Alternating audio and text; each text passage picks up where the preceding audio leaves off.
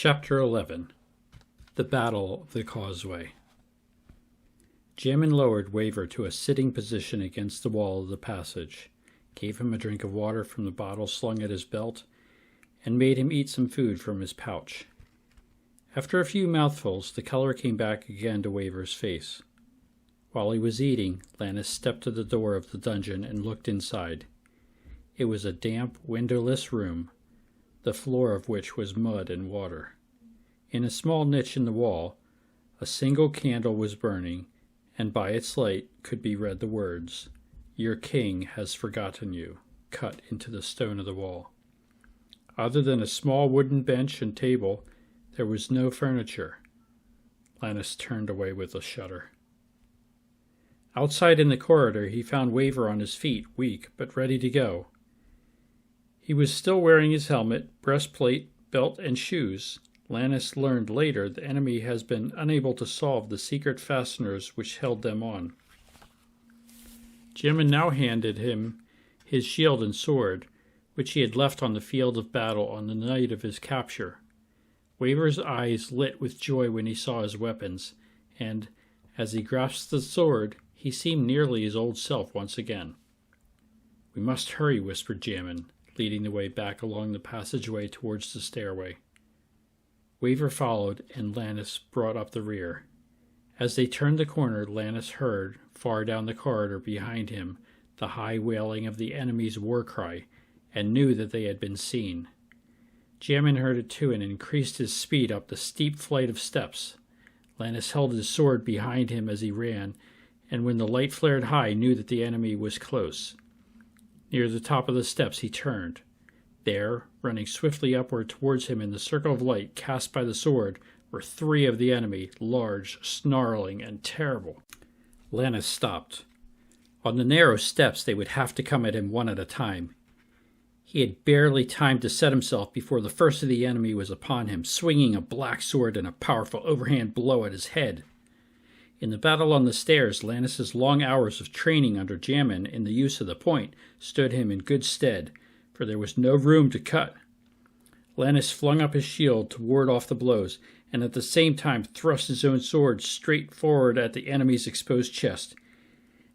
The enemy's blow falling on his shield staggered him by its forces, but he felt his own blade go home.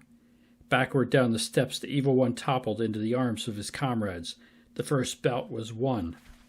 The second creature attacked more cautiously, and with the sword point thrusting at Lannis from behind a black shield. But Lannis's sword, feeling light as a feather and moving almost of its own will, parried his thrusts, and then lashed out in its turn, forcing him to give ground down the stairway.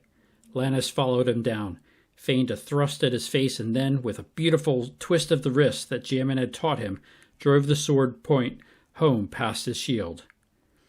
Two were down, and the third one turned and fled.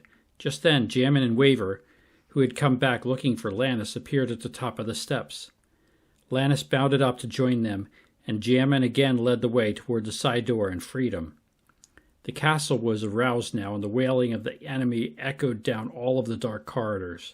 Twice groups of the evil ones went by as they crouched hidden in some side passages, but finally, without further encounters, they managed to reach the stone door.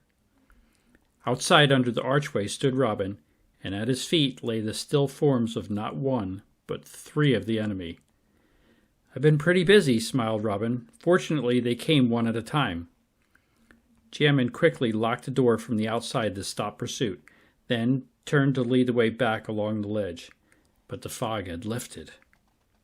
Through the gloom of the valley, Lannis could see the castle gates standing open and several of the enemy on the causeway.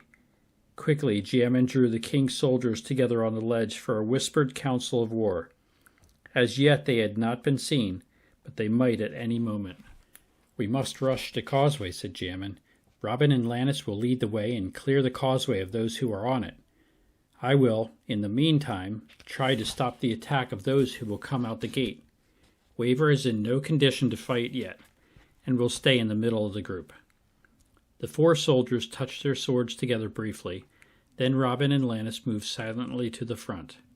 It was the first time the two friends had fought side by side, and Robin flashed Lannis a warm smile as they moved out along the ledge. Quietly and swiftly, with swords ready, the little group advanced. But while they were still some yards away from the causeway, one of the evil ones saw them and raised a cry of alarm. In the same instant, Jammin's trumpet blast rang out, and the king's men went forward with a spirited rush that carried them on to the causeway. There Robin and Lannis turned shoreward and, side by side, drove against the 4 evil ones which remained on the causeway. Robin's sword was steady and sure. As he parried, cut, and parried again, his powerful strokes sheared off chips of shield and armor. Lannis used both the edge and the point as Jammin had taught him, throwing the length of his body into his thrusts. The enemy, taken by surprise, gave ground rapidly at first, but soon rallied and began fighting back fiercely. Mustering all their skill, the 2 young soldiers inched forward. On the narrow causeway, only 2 of the enemy could attack at once. Nevertheless, this was the hardest fight Lannis had yet encountered, for these were apparently some of the enemy's better swordsmen. He threw a sidelong glance at Robin, who, with his steady but not brilliant style, was pressing his man backward, though his clenched teeth showed the effort it cost him. "I'm doing as well as Robin," thought Lannis, "even a little better." The thought gave him a thrill of pleasure, and he pressed forward with a furious attack against the huge creature facing him. If only he could force the evil one off balance. Perhaps he could push him into the lake and reduce the odds to 3 against 2. Suddenly, Lannis saw an opening in the enemy's guard. He leapt forward, his whole body extended in a sudden thrust. Then, too late, he saw the trap. Leering triumphantly, the evil one twisted aside. Viciously, he swung his black sword in a whistling arch. Lannis threw up his left arm desperately. He felt the blow strike solidly against his shield of faith. Then, clawing and off balance, he hurled over the edge of the causeway and into the black water below. Weighted and sinking, struggling in the blackness, Lannis heard, faint and far away, the voice of Jammin. "Your sword, Lannis! Hold on to your sword!" Lannis had not lost his grip on his sword. Now, in obedience to the voice, but more by instinct than design, he grasped the blade with his free hand. To his surprise, the movement pulled his head above water. The sword, floating on the surface, held him up. Quickly he hooked both elbows over the blade, so that it lay across his chest, supporting the upper part of his body. Then he shook the water from his eyes. Above him on the causeway, the light of Robin's sword still glowed, as he struggled against 2 of the enemy. Robin was on the defensive now, fighting desperately to keep himself from being driven back against Jammin at the castle end of the causeway. Jammin, on his part, was too busy with the horde of evil ones who were crowding out of the castle gate to turn and help him. Lannis groaned. There was no hope now. It was all his fault. If he had not tried to outdo Robin. Then he remembered the silver trumpet, and the words of Jammin concerning it. If ever all seems lost, sound an urgent call for help upon it, for so has many a despairing soldier been saved. Hastily Lannis groped below the surface for his trumpet. Shaking the water from it, he put it to his lips and blew with all his might. All of his despair and regret for his failure did Lannis put into that trumpet call. And as the notes died away, an idea came to him. Perhaps he could still help. If he could swim strongly enough to reach the causeway behind the evil ones who were attacking Robin, he might turn the tide. Maybe after all his fall was not entirely wasted. He threw a hasty glance at the causeway to make sure none of the enemy was watching him. Then he kicked out as hard as he could. It was slow going, for his plunge had carried him some distance from the causeway, but bit by bit, Lannis made progress. He slanted his course so as to reach the causeway well shoreward of the battle, hoping fervently that none of the evil ones would catch sight of him. Finally, his outstretched hand touched the stone, and with a final effort, he pulled himself out of the water onto the causeway. He was still breathless from his struggles in the water, but there was no time for rest. Already Robin was being driven back. Lannis scrambled to his feet and raced along the causeway, sword in hand and feet slapping soggily against the wet stone. He must be in time. He must! One of the 4 evil ones attacking Robin heard him and spun around, but before he could set himself, a slashing blow from Lannis' sword rang squarely on his shield and toppled him into the lake. A second blow caught another enemy in the act of turning and sent him sprawling to the causeway. At the same instant, Robin, taking advantage of the confusion occasioned by Lannis's sudden appearance, sent his sword flashing past the shield of his opponent in a fatal thrust. As the evil one slumped to the stone, the last of the four, the one who had been responsible for sending Lannis into the lake, leapt into the dark water and, in spite of his armor's weight, swam strongly off toward the castle. The causeway was won! Lannis's rush carried him past Robin to where Jammin was fighting. There, his short legs planted firmly, his sword moving more rapidly than Lannis had ever seen it, Jammin was holding the causeway alone against terrible odds. While only two of the evil ones could crowd out of the castle gate, could attack him at once, the enemy's eager fighting men were changing places so that those facing Jammin were always fresh and strong. But the king's soldier, his eyes sparkling and a half-smile on his lips, was standing like a rock. Parrying, slashing, thrusting, his sword seemed to multiply itself into a dozen blades flashing in the valley gloom. Behind him, white-faced and trembling, too weak to join in the fight, stood Waver. His upraised shield protected Jammin's head against the fiery darts which were raining down from the wall. Without stopping to draw breath, Lannis threw himself into the fight at Jammin's side. Robin turned from his fallen foe, found that there was no room for him to fight behind the other two, and raised his shield with Waver's to form a protective cover over them. Jammin threw a hasty glance over his shoulder. "The way is clear," he said. "Good. Let us give ground slowly." At a signal from Jammin, the king's men moved backwards along the causeway toward the shore. When they neared the land and were well out of range of the darts from the wall, Jammin called over his shoulder, "Robin, we can hold them here for a while. Help Waver to the top of the ravine and wait for us there." When the other two had gone, Jammin and Lannis set themselves to the task of turning back the enemy rushes. Lannis had by this time caught his second wind and was breathing more easily. He found himself engaged once again with the huge creature who earlier had dumped him into the lake. This monster pushed his way forward, raining blows upon Lannis's shield, almost as Gain had done.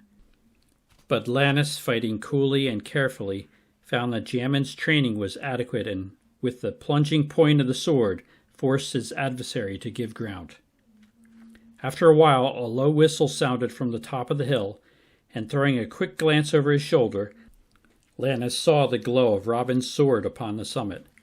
Jammin nodded once, and the two soldiers broke away from the fight and ran across the valley floor to the mouth of the ravine. Here, where steep rocky walls protected their flanks, they turned again to beat off their pursuers.